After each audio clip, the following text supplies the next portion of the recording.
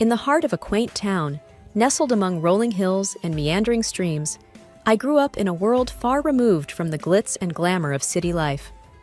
Our small, weathered house, with its creaking wooden floors and windows offering views of sprawling fields, was a universe in itself.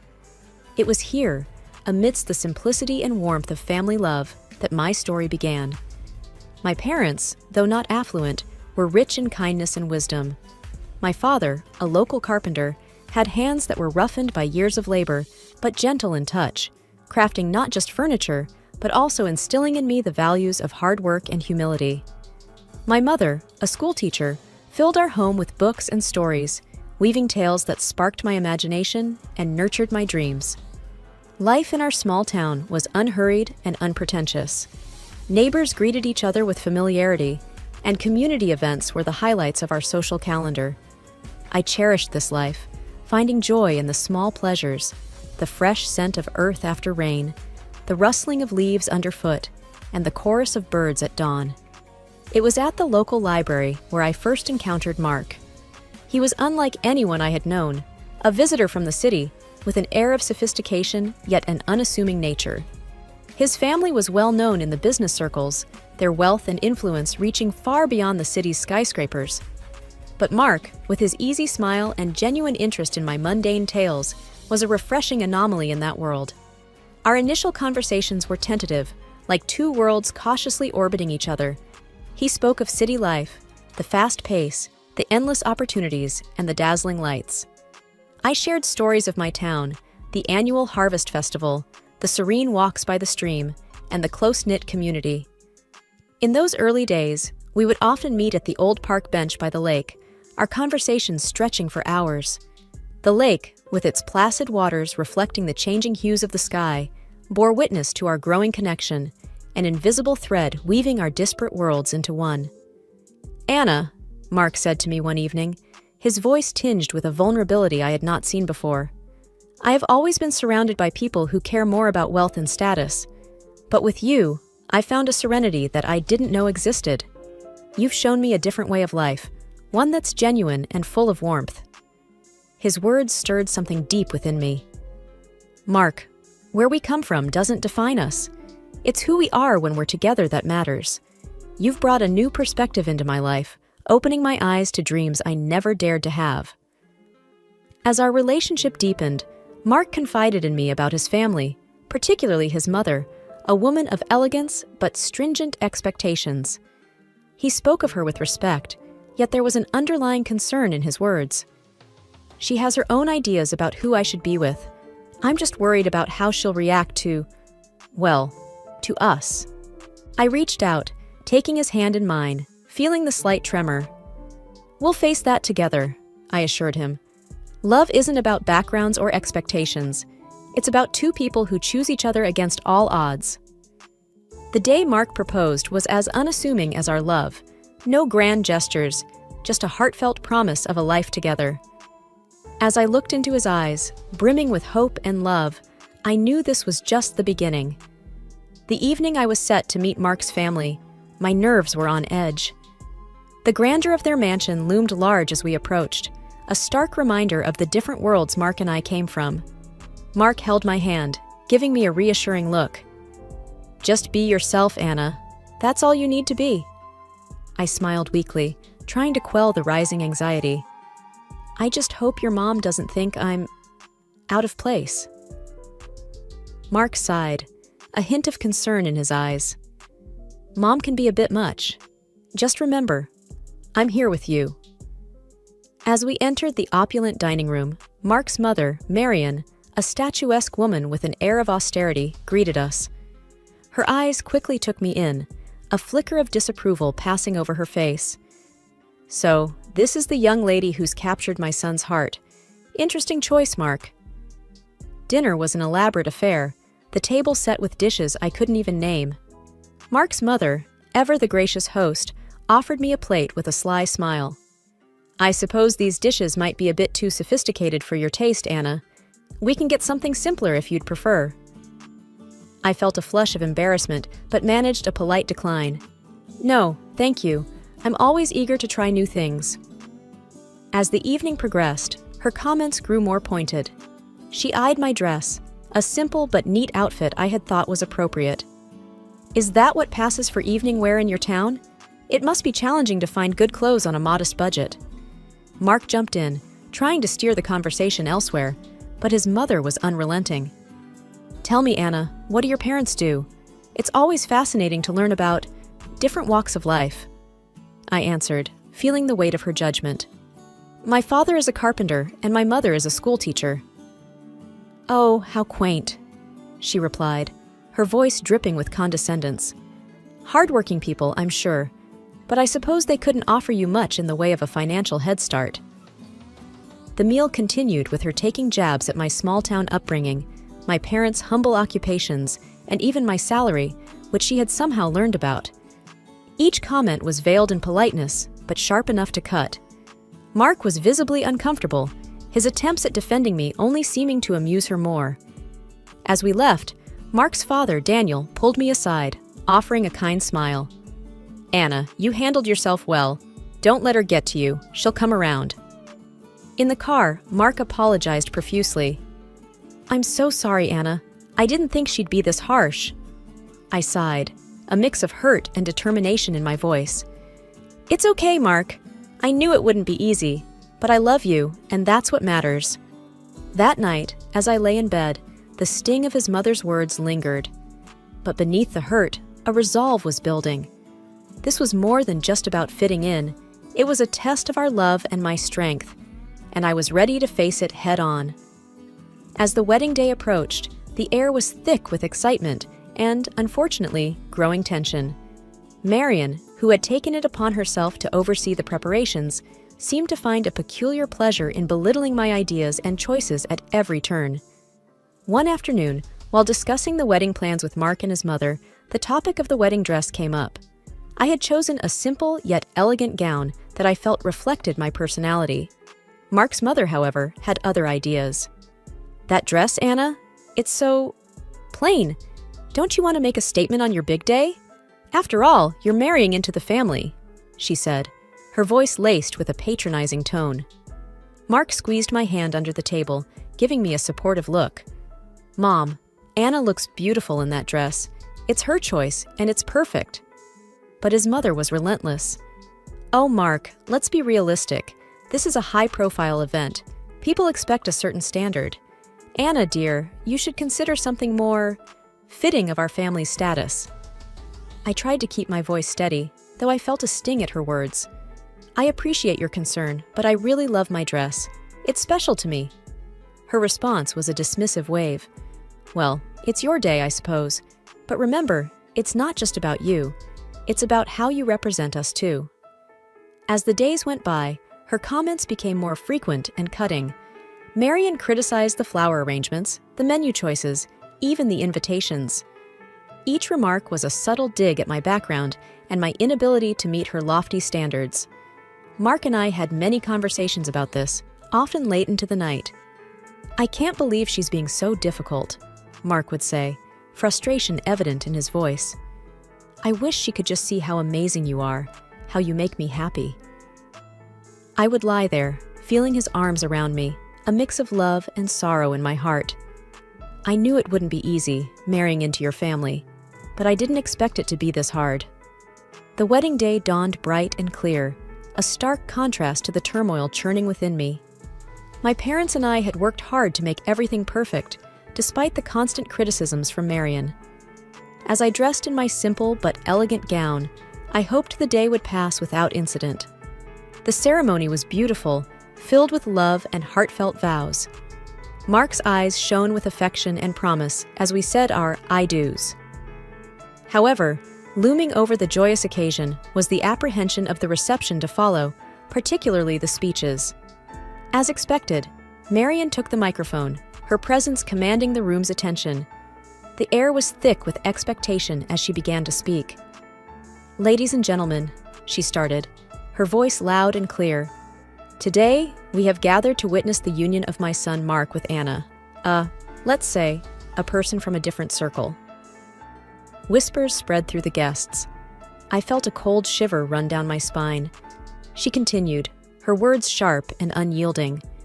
While some may commend Mark for his charitable heart in lifting a beggar from the streets, we must be cautious. It's essential to keep our family's reputation and standards high, not let them be diluted by those who are clearly freeloaders, seeking to elevate their status by clinging to a family of higher standing. The room fell into a stunned silence. My parents looked at me, their faces a mix of shock and hurt. Mark's face was a mask of disbelief and anger. The guests, a mix of our friends and Mark's high society acquaintances, looked on uncomfortably, unsure of how to react. My heart sank, and a profound shame washed over me. Her words, so cruel in public, were more than just insults. They were a deliberate attempt to shame and belittle me in front of everyone we cared about. As she concluded her speech with a forced toast to our future, the applause was hesitant and muted. The room was enveloped in an awkward silence, the joy of the occasion marred by her venomous words. Mark stood up, his voice trembling slightly. "I'm sorry, Anna. This isn't what I wanted." His eyes were apologetic, filled with a mix of love and sorrow. I looked around at the shocked faces of our guests, feeling incredibly humiliated. The weight of her words hung heavily in the air, casting a shadow over what was supposed to be the happiest day of our lives. The atmosphere at the reception was still tense following the disparaging speech by Mark's mother, when his grandmother, Mrs. Eleanor, a figure of respect and authority in the family, requested the microphone. Her poised demeanor and serious expression immediately drew the attention of all the guests. "Good evening," she began, her voice clear and firm. "I have something important to say.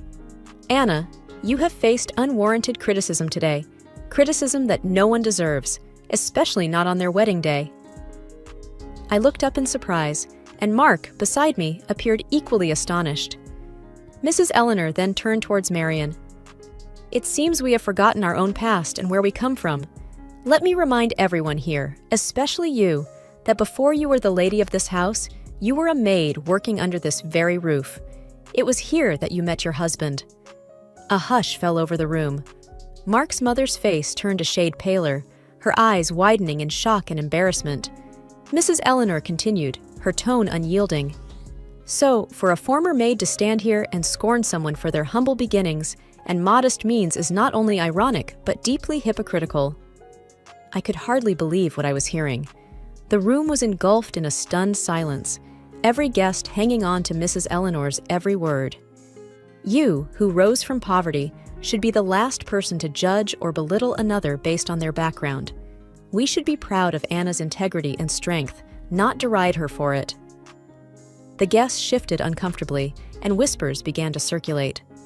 Marion sat motionless, the impact of Mrs. Eleanor's words evident on her face. In this family, we value character over wealth, kindness over status. Anna exemplifies these values, and I am proud to welcome her into our family, Mrs. Eleanor concluded, her gaze softening as she looked at me. The room erupted into applause, a stark contrast to the earlier muted response. Marion sat there, completely humbled, her earlier arrogance replaced by a visible sense of shame. To be honest, I didn't feel sorry for her. Mark whispered to me, "I never expected Grandma to stand up for us like this." I squeezed his hand, feeling a mix of relief and gratitude. "She's amazing." The rest of the evening felt lighter, the air cleared by Mrs. Eleanor's candid defense. Guests approached with warm congratulations and sincere smiles. I felt that they were all on my side. It felt damn good. As we left the reception, hand in hand, I felt a renewed sense of confidence and belonging. Mrs. Eleanor's words had shifted the dynamics, breaking the insidious plan of a cruel and not the smartest woman. The days after the wedding were heavy with an unspoken tension that hung over Mark's family like a dense fog. It all came to a head during a family meeting at Mrs. Eleanor's house, where the air was thick with expectation and apprehension. As we gathered in the grand living room, Mrs. Eleanor began without preamble, her voice firm and unwavering. "What happened at the wedding cannot be overlooked. The way you spoke to Anna, it was disgraceful." She addressed Marion directly, her eyes sharp. Mark's mother, usually so composed, looked smaller somehow, her usual confidence diminished. "Eleanor, "I've already apologized to Anna," she said, her voice tinged with a hint of defiance. "It's not just about an apology," Mrs. Eleanor retorted. "Your actions reflect on this entire family. You've become accustomed to a lifestyle funded by the family's money without appreciating its value." Mark's father nodded in agreement, his expression serious. "My mother is right. You've lost sight of what's important." Mrs. Eleanor then laid out her decision, each word deliberate and clear. "I've decided to cut off the financial support you've been receiving. It's time you start contributing to this family instead of just taking. You'll need to find a job and learn to live within your means." The shock on Marion's face was evident. She turned to her husband, seeking support. "You can't agree with this? She can't just cut me off like this." But Daniel surprised her. "I stand with my mother on this. You've gone too far this time. It's for your own good." Marion's eyes filled with anger and disbelief, her usual poise crumbling under the weight of her new reality. Mark, who had been silent, spoke up, his voice steady. "Mom, Grandma's decision is harsh, but it's fair.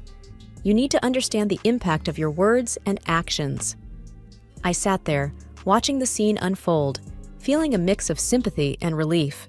Mark squeezed my hand under the table, a silent show of support. The meeting ended with Mark's mother in a state of shock, the reality of her situation slowly sinking in. She was obviously used to living at the expense of her family, and all thoughts of work caused her a migraine. I could barely contain a chuckle.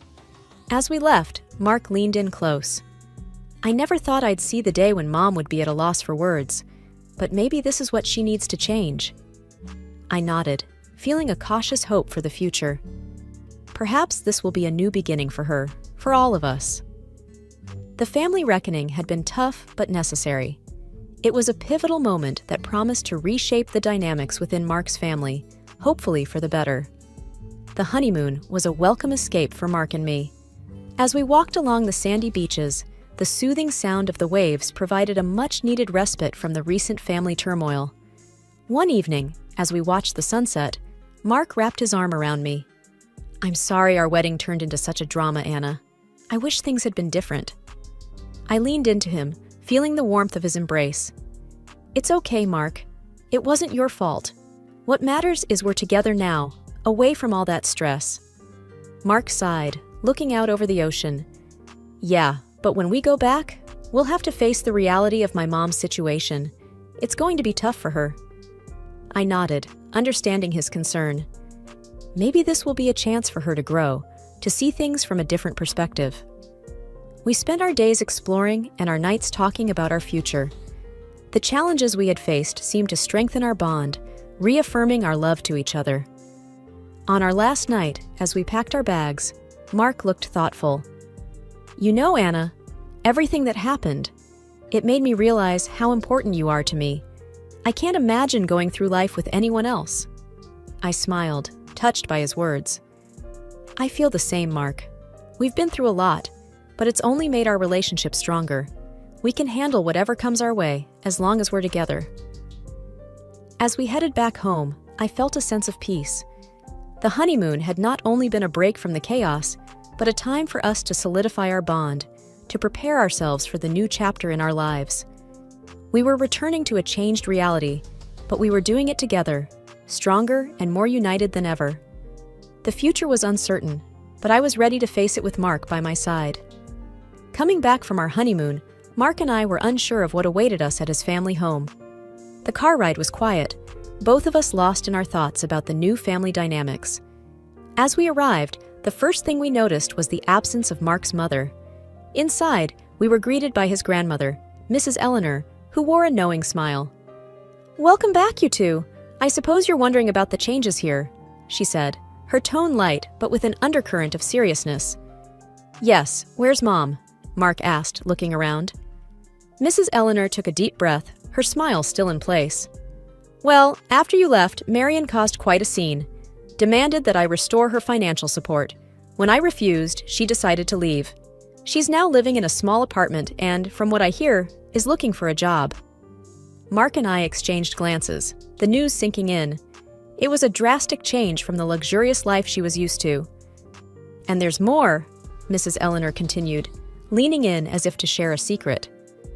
Your father is considering a divorce. He's had enough of her antics. Seems like she finally pushed him too far. Well, she brought it upon herself." Mark's expression was one of shock mixed with a hint of relief. "I can't believe it. I mean, I knew things would change, but this is more than I expected." I reached out, touching his arm. "It's a lot to take in, but maybe this is for the best. A chance for everyone to start fresh, on a more honest footing." Dinner that night was an oddly serene affair. The absence of Mark's mother felt, but not in the way we had anticipated.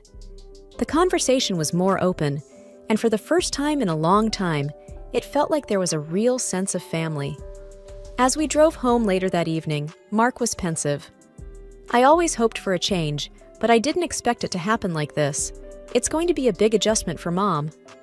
I nodded.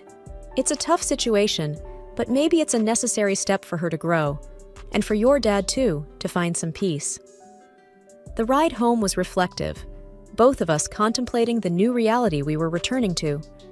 The family we left before the honeymoon was not the same one we were coming back to. It was a sobering thought, but in many ways, a hopeful one. Change, though painful at times, was often the path to something better, and we were ready to face it together.